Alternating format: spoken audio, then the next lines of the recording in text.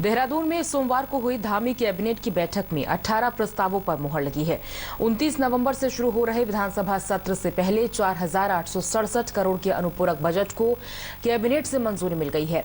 UJVNL के ढांचे के विस्तार पर कैबिनेट ने मोहर लगाई है और यूजेवीएनएल में एससी के 6 पद बढ़ाए गए हैं। राज्य के सभी बस अड्डों की जमीन को परिवहन निगम को हस्तांतरित किए जाने पर भी कैबिनेट ने मोहर लगा दी है।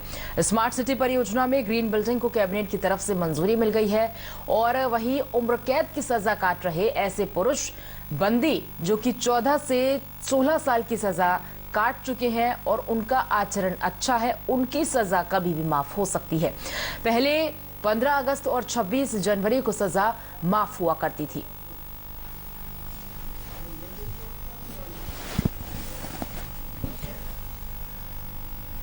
तो सोमवार को हुई धामी कैबिनेट की बैठक में 18 प्रस्तावों पर मोहर लगी है। ये तमाम बड़े फैसले हैं, जिनमें से अगर सबसे बड़ा फैसला देखें तो ये है कि अब जो 14 से 16 साल के बंदी सजा काट चुके हैं, उनकी उम्र को खत्म किया, उनकी उम्र कैद की जो सजा है उसे खत्म किया जा सकता है। चूंकि देखिए, पहले जो सजा खत्म हुआ करती थी वो या तो 15 अगस्त को हुआ करती थी या फिर 26 जनवरी को। लेकिन फिलहाल इन तमाम बड़े अहम मुद्दों पर कैबिनेट की बैठक में मोहर लगी है। आपको बता दें कि कैबिनेट की बैठक में 18 प्रस्तावों पर मोहर लगी है, जिसमें उम्र कैद की माफी को लेकर बड़ा फैसला हुआ है।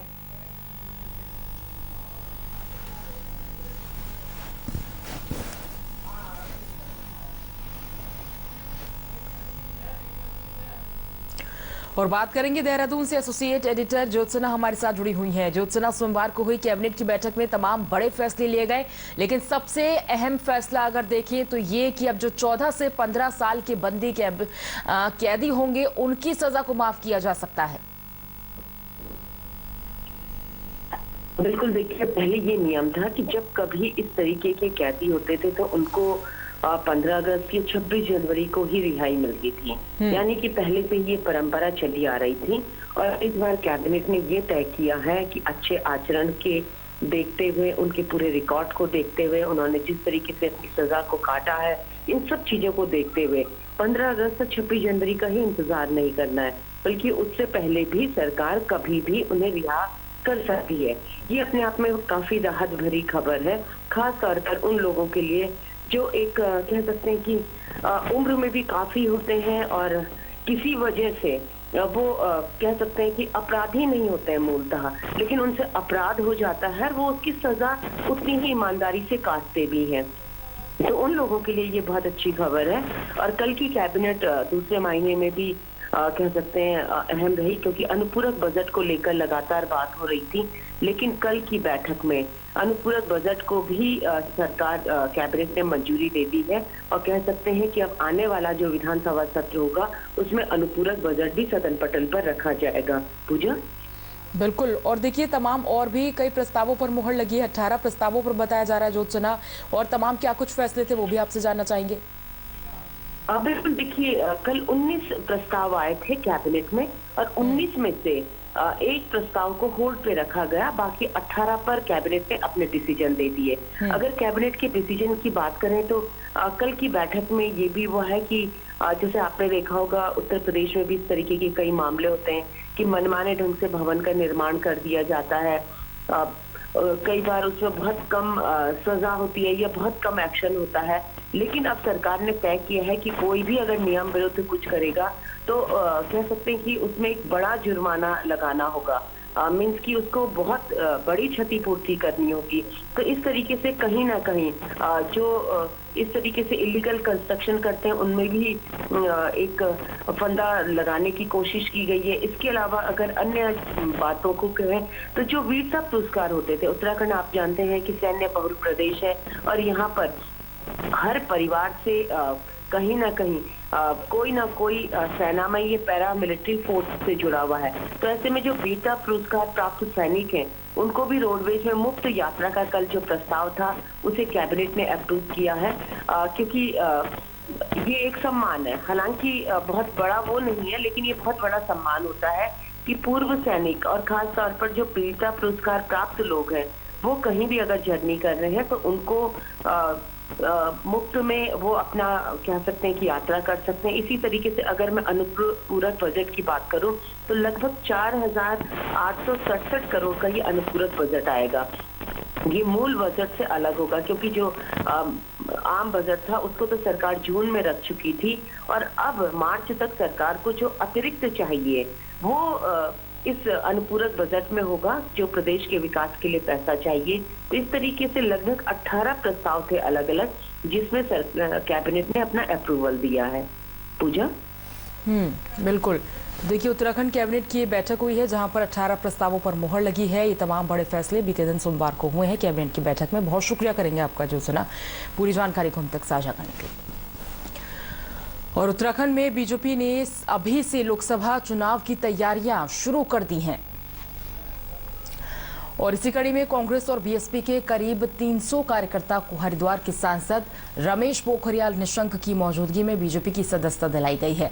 इस मौके पर रमेश पोखरियाल निशंक ने कहा कि पीएम मोदी की नीतियों से प्रभावित होकर ही कांग्रेस और बीएसपी के कार्यकर्ता बीजेपी में शामिल हो रहे हैं। उन्होंने ये भी कहा कि हम बीजेपी में शामिल हुए लोगों को ये विश्वास दिलाना चाहते हैं कि इन सभी लोगों को आगे बढ़ाने का काम किया जाएगा।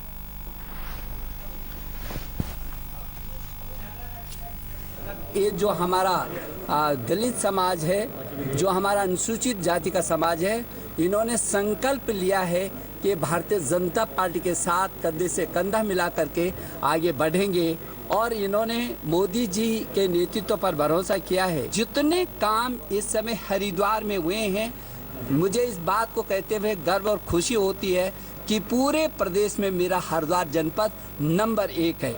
आज मैं ये भरोसा दिला रहा हूँ हमारे इस समाज को कि ये चट्टान की तरह भारतीय जनता पार्टी अनुसूचित जाति समाज के पीछे खड़ी है। बहुजन समाज पार्टी है या कांग्रेस पार्टी है, उनसे वो त्रस्त हो चुके थे, तो आज उन्होंने भारतीय जनता पार्टी की सदस्यता ग्रहण करी है। निश्चित रूप से हमारे आपको मैं बताना चाहता हूँ कि 2014 में जब भारतीय जनता पार्टी की सरकार बनी और आदरणीय श्री नरेंद्र मोदी प्रधानमंत्री जी, उस समय भी हमारे एससी समाज ने भारतीय जनता पार्टी को कम से कम 20-25% वोट देने का काम किया और निश्चित रूप से अब के बाद तो ये मैं समझता हूँ 50% से भी ज़्यादा वोट परसेंटेज जाएगा। आप देख रहे हैं कि हरिद्वार के अंदर ऐसे समाज जो प्रभावित हो रहा हो भारतीय जनता पार्टी की कार्यशैली से।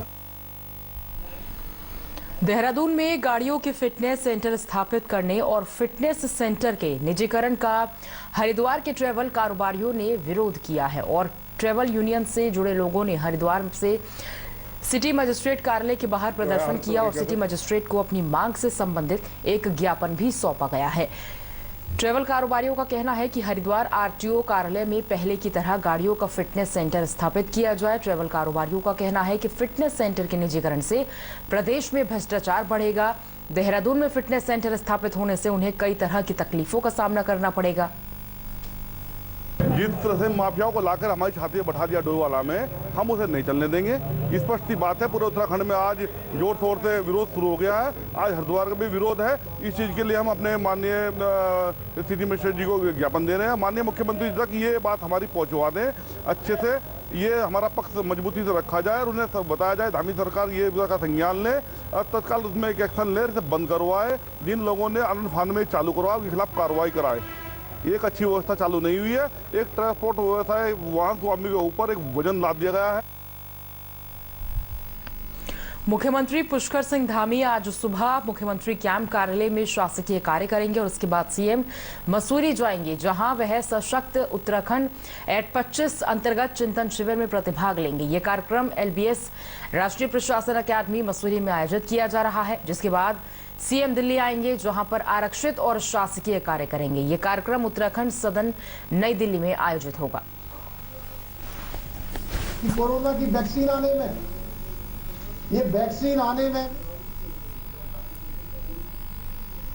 उत्तराखंड कांग्रेस के वरिष्ठ नेता प्रीतम सिंह के आह्वान पर देहरादून में सचिवालय कूच का असर दिखाई दिया है। इस दौरान बड़ी संख्या में कांग्रेस कार्यकर्ता ने पारंपरिक वाद्य यंत्रों के साथ देहरादून की सड़कों पर सरकार के खिलाफ नारेबाजी की है। प्रीतम सिंह के सचिवालय कूच में 19 में से 15 विधायक साथ रहे। रेंजर मैदान से घंटाघर होते हुए जब प्रदर्शनकारी सचिवालय के पास पहुंचे तो उन्हें पुलिस ने पहले ही रोक लिया और इस तरह प्रीतम सिंह और कांग्रेस के कई विधायक और कार्यकर्ताओं ने बैरिकेडिंग पर वो लोग चढ़ गए। हालांकि पुलिस ने समझदारी से काम करते हुए टकराव की स्थिति को टाल दिया और प्रदर्शन के दौरान कांग्रेस कार्यकर्ता अंकिता भंडारी हत्याकांड और UKSSC घोटाले की CBI जांच की मांग कर रहे थे और साथ ही साथ महंगाई के खिलाफ भी सरकार के विरोध में नारेबाजी कर रहे थे। हालांकि प्रदर्शन के दौरान पुलिस ने प्रीतम सिंह सहित सभी विधायकों को हिरासत में लिया, लेकिन बाद में उन्हें छोड़ दिया गया।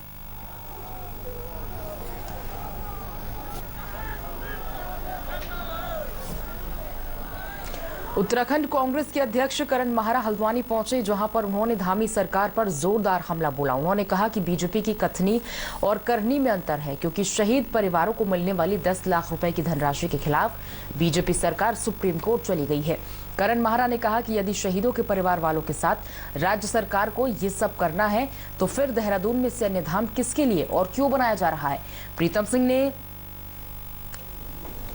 सिंह के आंदोलन पर करण माहरा का ये कहना है कि कांग्रेस के सभी नेता अलग अलग जगहों पर अपने अपने कार्यक्रम और जिम्मेदारी को तय कर रहे हैं।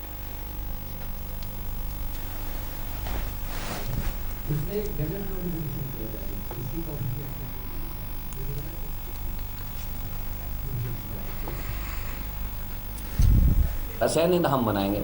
अरे बनाओगे किसके लिए? जिन सैनिकों के लिए कांग्रेस ने 2014 में एक जियो जारी किया कि उनके परिजनों को 10 लाख रुपए की सहायता दी जाएगी, और वो सहायता इस रूप में दी जाएगी क्योंकि कई बार ये देखने में आया है जब जो कोई शहीद होता था उसकी या तो माँ बाप को नहीं मिलता या पत्नी को पैसा नहीं मिलता था, तो ये कैटेगराइज किया गया कि 6 लाख रुपया उसकी विधवा को, 4 लाख रुपये उसके माँ बाप को दिया जाएगा, और माँ बाप के नहीं होने में पूरी रकम जो है पत्नी को दे दी जाएगी और पत्नी के नहीं होने पर पूरी रकम माँ बाप को दे दी जाएगी। लेकिन उस निर्णय में जब ये 2014 में मार्च में ये फैसला 5 मार्च को लिया गया था, उसके बाद एक महिला जो बागेश्वर की रहने वाली थी, उनके पति राइफलमैन थे, उनके पति 2002 में शहीद हुए थे, तो उन्होंने इसमें डिमांड की कि मुझे भी ये मिलना चाहिए। सरकार के अधिकारियों ने ये कहा कि नहीं मिलेगा क्योंकि 2014 के बाद ये लागू होगा, तो वो महिला कोर्ट चले गई और कोर्ट ने फैसला दिया कि किसी भी शहीद पे डिफ्रेंशिएट नहीं किया जा सकता। शहीद होता है, उसको डेट से नहीं बांधा जा सकता कि भाई इतने से पहले वाले शहीद नहीं और इतने से बाद वाले शहीद। तो कोर्ट ने एक निर्णय दिया कि इनको पैसा दिया जाए, उनको दिया गया। उसके बाद अनेकों लोगों को इसका लाभ मिला जिन और लोगों ने अप्लाई किया। मेरी शुभकामनाएं हैं उस कूच के लिए, क्योंकि जो मेहनत कांग्रेस का कार्यकर्ता पिछले 4-5 महीने से लगातार गांव-गांव शहर घूम के कर रहा था अग्निपथ योजना के खिलाफ, भर्ती सचिवालय भर्ती घोटाले के खिलाफ, SSSC भर्ती घोटाले के खिलाफ, विधानसभा भर्ती घोटाले के खिलाफ, अंकिता मर्डर केस के खिलाफ, पिंकी मर्डर केस के खिलाफ, वो कार्यकर्ताओं का जो आक्रोश था उसको एक जगह कंसोलिडेट करके सचिवालय घेरने का कार्यक्रम हमारे शीर्ष नेतृत्व ने किया और उसमें सभी लोग वहां शामिल हो रहे हैं। मेरी शुभकामनाएं हैं प्रदर्शन मजबूत हो, प्रभावशाली हो और बीजेपी की कुंभकर्णी नीति से खुले। खेल एवं महिला कल्याण मंत्री रेखा आर्य हल्द्वानी पहुंची, जहां उन्होंने मीडिया से बातचीत करते हुए बताया कि 2024 में उत्तराखंड में 38वां राष्ट्रीय खेल का आयोजन होने जा रहा है। इसे लेकर खेल विभाग तैयारी में जुटा हुआ है और साथ ही साथ उन्होंने ये भी बताया कि खेल का आयोजन हल्द्वानी, देहरादून और हरिद्वार के अंतर्राष्ट्रीय स्टेडियम में किया जाएगा।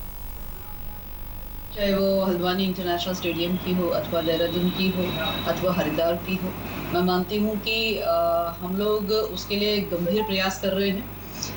राष्ट्रीय खेल के आयोजन से पहले वैसे तो इसी वर्ष के अंत या 2023 के मध्य में जो है सभी चीज़ों का समाधान, जो भी चाहे वो लिंगरऑन हो, देहरादून का हमारा स्टेडियम हो अथवा यहाँ का हो, हम लोग उसको शॉर्ट आउट कर लेंगे।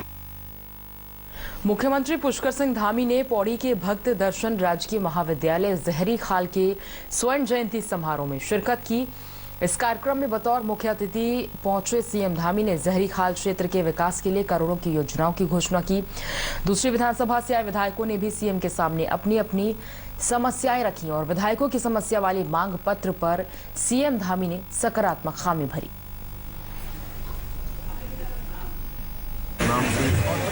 महाविद्यालय का नामकरण हुआ था 2017 में और निश्चित रूप से ये विद्यालय जहाँ अपना स्वर्ण जयंती वर्ष पूरा कर रहा है, स्वर्ण जयंती मना रहा है, बहुत सारे यहाँ से अच्छे विद्यार्थियों ने शिक्षा प्राप्त की है और प्रदेश देश और देश को आगे बढ़ाने का काम किया है। हमारे दो मुख्यमंत्री यहाँ से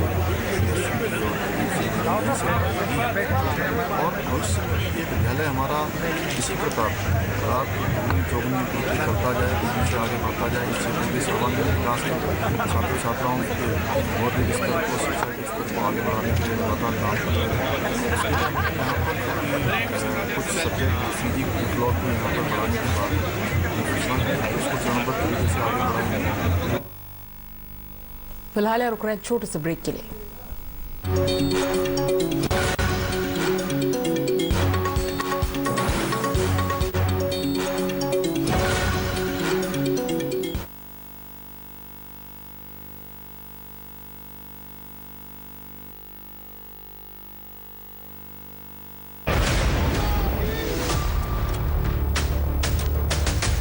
जो हिंदूवादी है वही मानवतावादी है। आपको लगता है कि पूर्वांचल में जो बुलडोजर चलाया गया अपराधियों के खिलाफ, उसका मैसेज ये पूरे प्रदेश में इसका मैसेज है कि बुलडोजर यूपी का एक ब्रांड बना। यकीन कीजिए मुमकिन है सब कुछ, सिर्फ संवाद। उत्तराखंड बनने में आपकी एक प्रमुख भूमिका रही है। ये शुरुआत कहाँ से हुई आपके राजनीतिक जीवन में? 1957-58 से मेरा एक प्रकार के राजनीतिक जीवन उस हाई स्कूल इंटर में जब पढ़ता था तब शुरू हो गया था। मूल मान्यताओं में कमी आई। देखिए मूल्यों का क्षरण हुआ है। 3 तलाक का मुद्दा काफी चर्चित रहा है। जो सम्मान माननीय उच्चतम न्यायालय ने दिया है, मैं हार्दिक बधाई देता हूँ।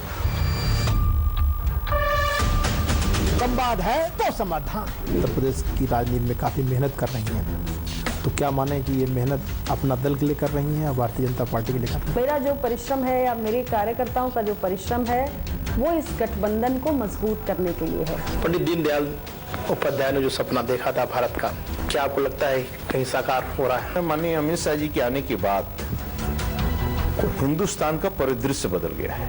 आपको लगता है कि इस तरह राजनीति में जो साधु संतों का आगमन ज्यादा हो रहा है तो उचित है? मैं इसको प्रारब्ध भी मानती हूँ। जो प्रारब्ध में होगा, चाहे सन्यासी हो चाहे गृहस्थ हो, उसका वो काम करना पड़ेगा। तो मौर्य जी, हम माने कि उत्तर प्रदेश में जो सपना था उत्तम प्रदेश बनने का, वो पूरा हुआ। अर्थव्यवस्था हो, चाहे निवेश हो, चाहे सुशासन हो, चाहे गुंडे अपराधियों के खिलाफ, माफियाओं के खिलाफ कार्रवाई हो, हमारे क्षेत्र में आगे बढ़ रहे हैं। बेशक राजनीतिक हस्ती हो या हो समाज की कोई शख्सियत, जारी है संवाद।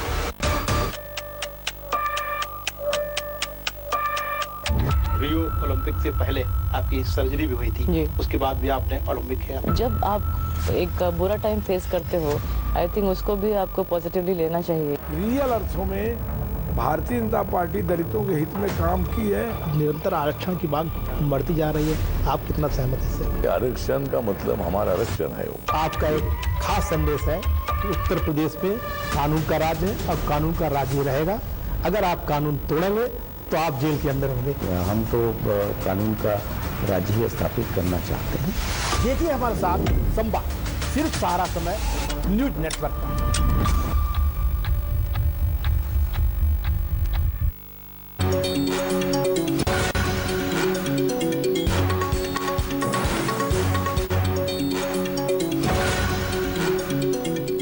और ब्रेक के बाद आप सभी का स्वागत है। चमोली में सड़क हादसे में 2 लोगों की मौत हो गई है। हादसा पोखरी गोपेश्वर मार्ग पर त्रिशूला धारकोच के पास हुआ है, जहां एक कार खाई में गिर गई है, जिसमें वाहन चालक के साथ ही एक व्यक्ति सवार था। दोनों की मौके पर ही मौत हो गई।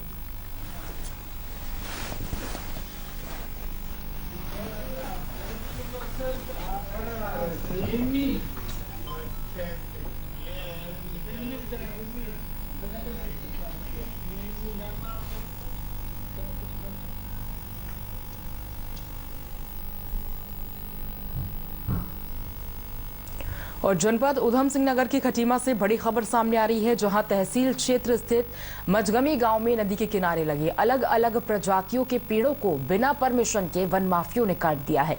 बताया जा रहा है कि इन पेड़ों की कीमत लाखों में है। वहीं सूचना मिलने पर एसडीएम, पुलिस विभाग और वन विभाग की टीम मौके पर पहुंची और इलाके का निरीक्षण किया गया है। साथ ही साथ मौके पर पहुंचे एसडीएम ने कटे हुए पेड़ों को कब्जे में लेकर पेड़ों के कटान में शामिल लोगों और माफियाओं के खिलाफ मामला दर्ज कर लिया है।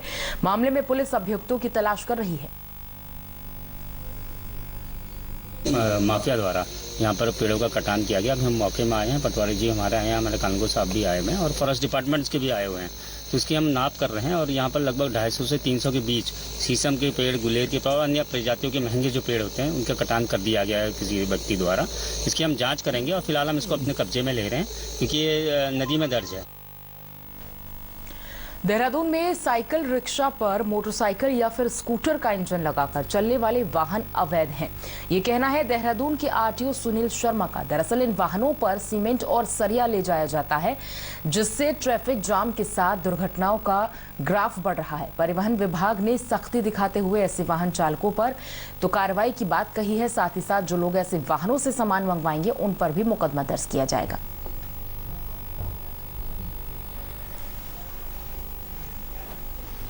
ऐसे कई जो रिक्शे हैं वो चलते हुए पाए जाते हैं जो कि मोटरसाइकिल का वो लगा रखा और पीछे से मॉडिफाई करे हुए हैं।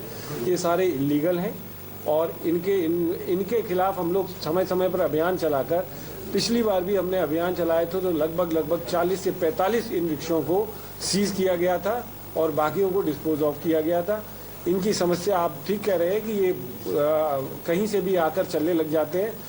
हम लोगों का ये सुनिश्चित किया गया है कि एक पॉलिसी के अंतर्गत ये लागू किया जाए कि देहरादून के अंदर कहीं भी इस तरह के रेड़े या ये मॉडिफाइड रिक्शे हैं इनको ना चला जाए। इसके लिए हमने ना सिर्फ अभियान चलाया है बल्कि ऐसे हार्डवेयर शॉप्स जहां से कि ये लोहे के सामान लाते हैं उनको हमने नोटिस प्रेषित कर दिया है कि अगर आपकी दुकान से ऐसा कोई रेड़ा सामान ले जाता हुआ पाया जाएगा तो सड़क सुरक्षा की दृष्टि से मुकदमा अगर लिखा जाएगा उसमें उनको भी एक पार्टी बनाएगा। बद्रीनाथ धाम के कपाट बंद किए जाने के बाद आदि गुरु शंकराचार्य की गद्दी जोशीमठ के नरसिंह मंदिर में पारंपरिक विधि विधान के साथ स्थापित की गई। जोशीमठ पहुंचने पर बद्रीनाथ के रावल ईश्वरी प्रसाद नंबूदरी ने भगवान नरसिंह, नवदुर्गा, वासुदेव मंदिर और राजराजेश्वरी मंदिर के दर्शन की और पूजा अर्चना की है। इससे पहले रावल जी और मंदिर समिति के सदस्यों का शंकराचार्य की गद्दी के साथ स्वागत किया गया। इस दौरान पूरे वातावरण में गढ़वाल स्काउट के बैंड की मधुर धुन बज रही थी।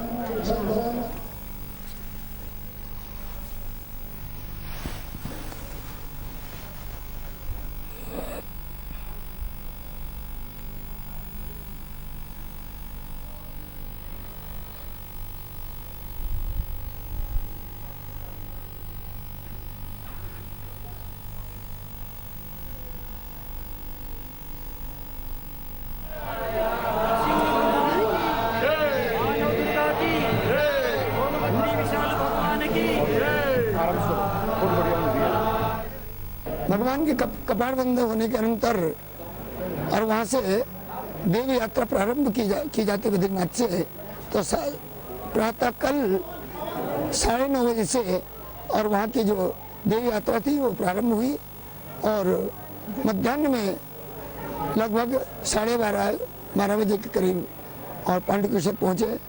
परंपरानुसार कुबेर जी को विराट चट्टी में भोग लगाया जाता है, वहाँ पर कुबेर जी का भोग लगा। तदनंतर उद्धव जी महाराज और पांडुकेश्वर योगदान मंदिर में पधारे। उनका वहाँ पर जैसी परंपरा है उस परंपरा अनुसार शीतकाल पर्यंत उनका वहाँ पर पूजन होगा। हिमाचल के मशहूर सिंगर विकी चौहान पहाड़ों की रानी मसूरी के दीदार करने पहुंचे हैं, जहां पर उन्होंने अपने साथियों के साथ मसूरी की खूबसूरती को अपने कैमरे में कैद किया है। उन्होंने कहा कि मसूरी और शिमला में बहुत समानता है। यहां आकर उन्हें लग ही नहीं रहा कि वो अपने घर से दूर हैं। दरअसल रविवार को उन्होंने कैंपटी क्षेत्र में एक कार्यक्रम में शिरकत की थी, जहां पर उन्होंने एक के बाद एक प्रस्तुति देकर दर्शकों का मन मोह लिया। दर्शकों ने उनके गानों को खूब लुत्फ उठाया। नाके ढोबती लिट्टी सुनरी पैरे चांदीरी पायल मेरी बाली माँ पैरे चांदीरी पायल आनियों दी बठनो गोरो के तो किया घायल मेरी बाली माँ तो किया घायल बाली माँ मेरी प्यारी बाली माँ साजना। और इसी के साथ फिलहाल बुलेटिन में बस इतना ही, लेकिन सहारा समय पर उत्तर प्रदेश और उत्तराखंड की खबरों के अलावा देश और दुनिया की ताज़ा तरीन खबरों के लिए आप लॉग ऑन कर सकते हैं हमारी वेबसाइट samaylive.com पर। सहारा।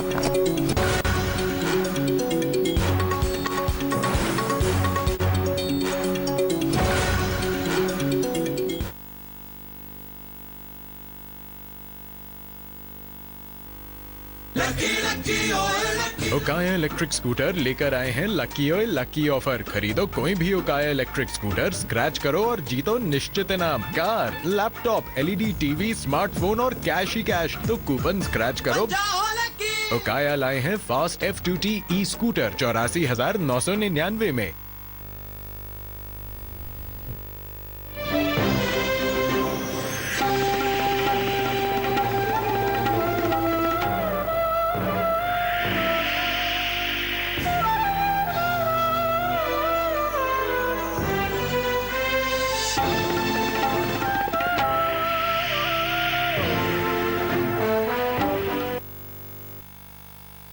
हेडलाइन के सह प्रायोजक है ओकाया ईवी। अब Okaya fast F2B e scooter 89,999 रुपए में और car, laptop, TV, silver coin और कैश जीतने का मौका भी। उत्तराखंड कैबिनेट